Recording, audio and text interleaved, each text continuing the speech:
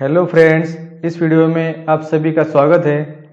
आज के वीडियो में बात करेंगे एक यूनिक चार्ट पैटर्न के बारे में। यह पैटर्न इंडेक्स में जैसे कि निफ्टी, बैंक निफ्टी, स्टॉक्स के चार्ट में आपको देखने मिलेगा।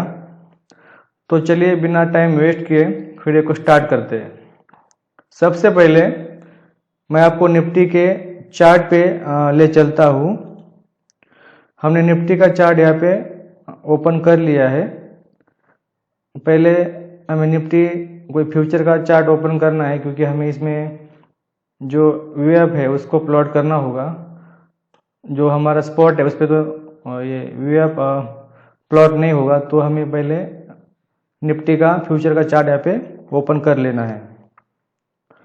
हम जिस चार्ट पैटर्न को देखने वाले हैं उसे बॉलिंजर बैंड ट्रैप या बीबी ट्रैप कहते हैं। सबसे पहले हम चार्ट पे कुछ सेटिंग करनी होगी, जैसे कि बॉलिंजर बैंड हमें पहले चार्ट के ऊपर प्लॉट कर लेना है। तो पहले बॉलिंजर बैंड यहाँ पे अप्लाई कर लेते हैं। यहाँ पे इंडिकेटर में जाएंगे, सॉरी पे बॉलिंजर बैंड अगर टाइप करेंगे तो इस तरह से यहाँ पे बॉलिंजर बैंड यहाँ पे अप्लाई हो जाएगा। उसके बाद चार्ट के ऊपर जो रेड मूविंग एवरेज यहाँ पे दिख रहा है, सॉरी जो हमने यहाँ पे वीएफ अप्लाई कर दिया है, मूविंग एवरेज कोई अप्लाई नहीं करना है।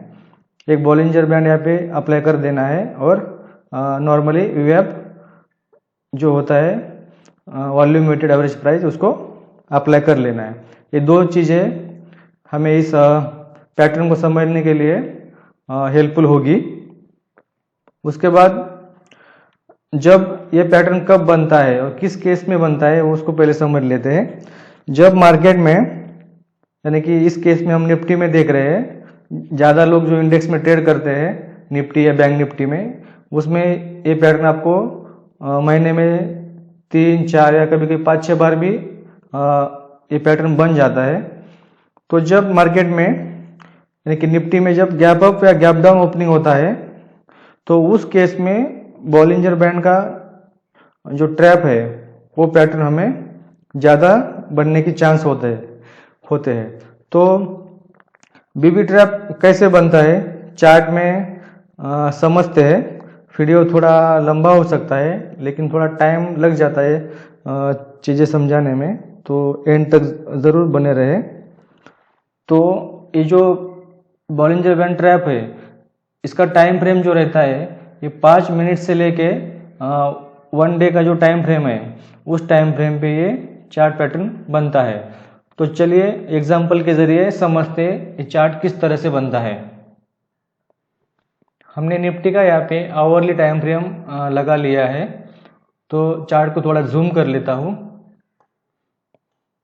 तो यहाँ पे पर्टिकुलर डेट पे आपको दिखा देता हूँ। 13 दिसंबर को यहाँ पे निफ्टी में छोटा सा गैप डाउन हुआ था, ज़्यादा बड़ा गैप डाउन नहीं हुआ था। तो उसके बाद अगर यहाँ पे डाउन साइड मूवमेंट हो गया था, लेकिन इस पैटर्न में एक कैंडल जो है जो बॉलिंजर बैंड के बाहर बन जाता है।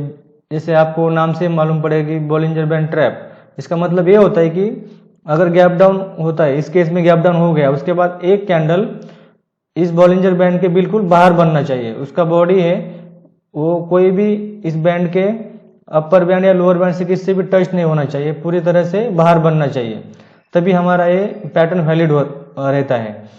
तो इस केस में छोटा सा गैप डाउन हुआ, यहाँ पे एरो आप देख लीजिएगा, एरो पे तो जो सेकंड कैंडल है आवरली टाइम फ्रेम पे ये पूरी तरह से, थोड़ा जूम करके आपको दिखा देता हूँ, सेकंड कैंडल पूरा बाहर, उसका बॉडी इस बैंड के बाहर बना। तो इसका ट्रेड एंट्री कब होगा उसके भी कुछ रूल्स है। जिससे बाहर बनने से बीबी ट्रैप कंफर्म नहीं होता है।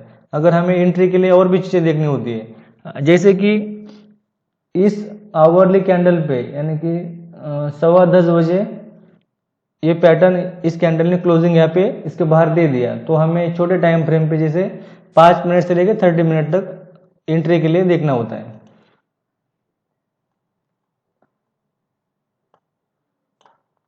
एक मिनट, तो हम इस कैंडल की बात कर रहे हैं। तो यहाँ पे 11:15 बजे 30 मिनट के चार्ट पे, तो एंट्री के लिए हमें उस कैंडल बाहर बनने के बाद, जैसे कि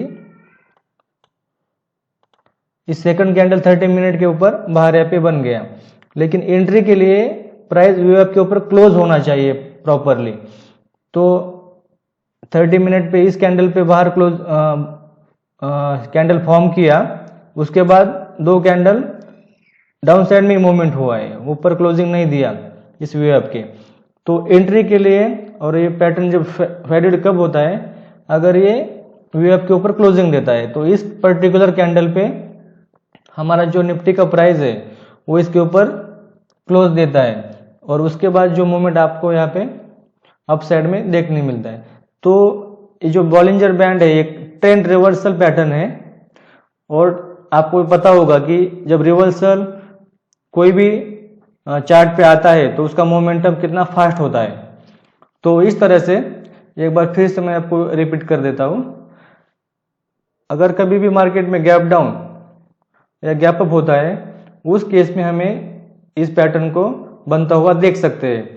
अगर इस केस में छोटा सा गैप डाउन हुआ, उसके बाद डाउन साइड में थोड़ा मूवमेंट हो गया, लेकिन जब ये वेव के ऊपर आ जाता है, एक कैंडल बाहर बनने के बाद प्रॉपरली एक कैंडल बाहर बनना चाहिए और वेव के ऊपर प्राइस ने क्लोज देना चाहिए, उसके बाद ये पैटर्न जो वैलिड रहता है।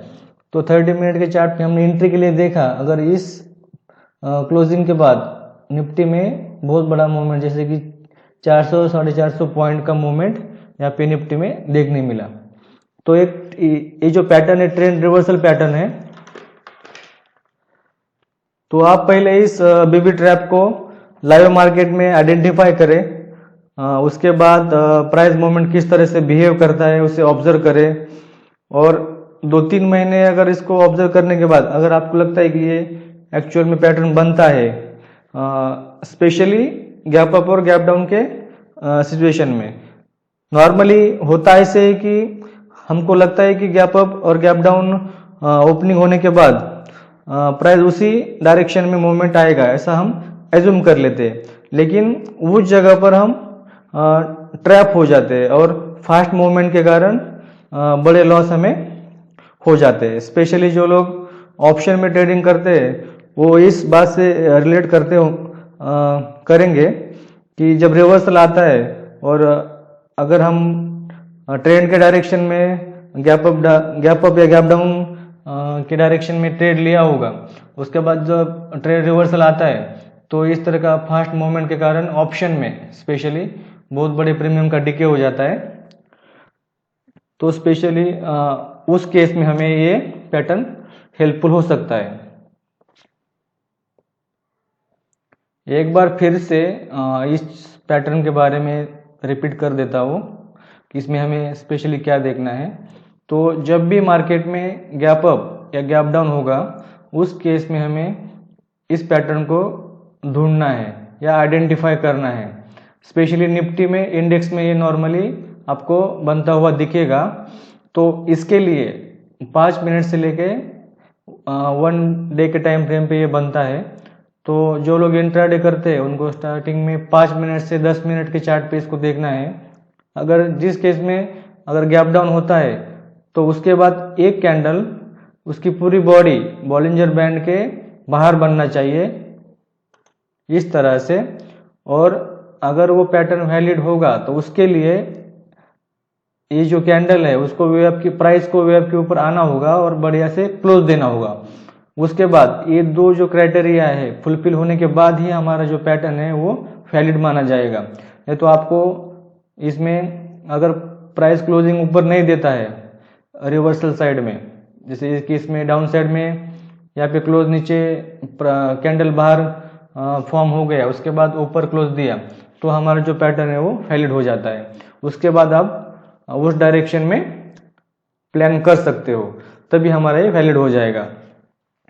तो ये नॉर्मली 2 ही रूल्स है इसमें। अगर आप कोई 1 डे के चार्ट पे देखना चाहते हो तो उसमें भी आप तो आप प्लॉट नहीं कर पाएंगे। इंट्राडे में आपको वे ऐप यूज़ हो जाएगा। अगर आप 1 डे के टाइम फ्रेम पे देखना चाहते हो, अगर कोई स्टॉक में या कोई इंडेक्स में आप देखना चाहते हो, तो उसके लिए 5 डे का सिंपल मूविंग एवरेज आपको प्लॉट कर लेना है सिंपल से। और उसके बाद अगर उसके ऊपर क्लोज देता है, ये पहला क्राइटेरिया फॉर्म सेटिस्फाई होने के बाद अगर वो 5 डे मूविंग एवरेज के ऊपर क्लोज देता है तो वो वैलिड माना जाएगा। तो इस तरह से आई होप आपको कुछ वैल्यू मिला होगा।